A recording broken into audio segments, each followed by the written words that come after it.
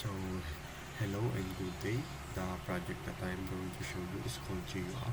It is a web application that searches using your IP address to show it on a map and also display the basic information about that IP address, like location, altitude, and etc. etc. So, quick recap, I made this web application to practice my web development skills by integrating a RESTful APIs with different code base from backend and frontend. So I use Laravel for the backend and React.js for the frontend. So you might be wondering why I am showing this application since it is a Laravel app, but I will explain it in more detail on my email later. So for now, let's focus on the application. So this application has only two pages, which is the login page and the home page. First, we will try to log in to test it out. So test out some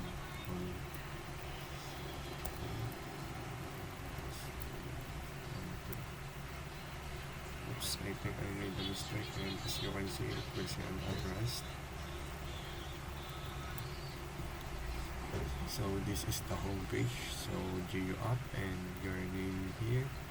Since I already made an account before I started doing this, it is just an application to showcase my and practice my grid functionalities.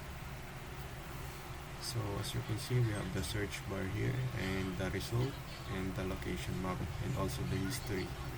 So how it works is, first, as you can see at the result, it is already pointed on a specific IP address, and this is my current IP address. Since every time a user logs in, their current IP address will be get and put it here. So if you search in your IP address like 144.1.1, something like that, then click search. You see, look up failed. I think the IP is wrong. IP address is wrong.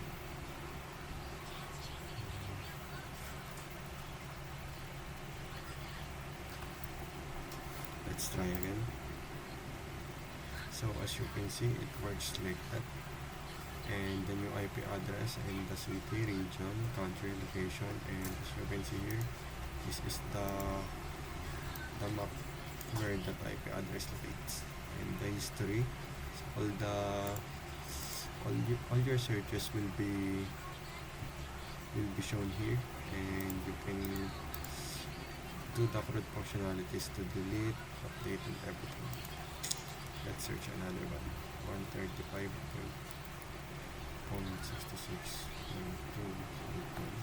Let's try this one. I think it's just, there are some IP address that are not working. Jana also. This 135 is up in Jana.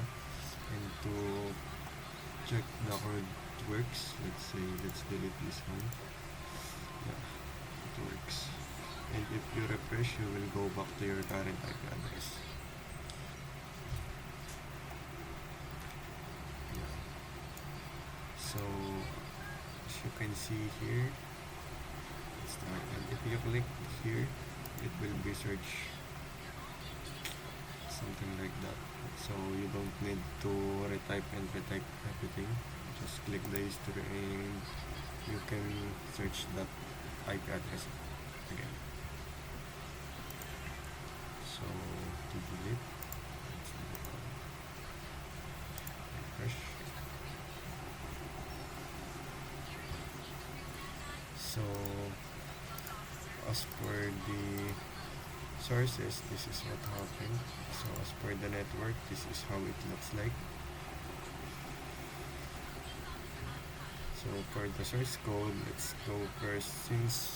Since the topic is mostly about Node.js and React.js, I will just give you a recap on the backend. So for the backend, I use Laravel with the is just a simple implementation of, we have here the controllers, the providers, and the database. So by the way, the database I use is MySQL, and this is for the routes on the API.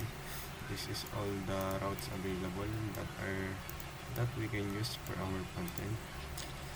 And I will next show you the code at the front end on how it is used. So this is the controller, IP controller. So for the front end, let's go here. This is the front end of the GApp. As you can see on my project structure, we have the SRC assets, components, context, layout, pages. This is the 2 pages only. So as per the context, this is how they are connected. As you can see, HTTP GApp test. That is the URL of our Laravel backend and of provider. So I use Axios to call the APIs into my backend. This is the login function. So it uses the bearer token to make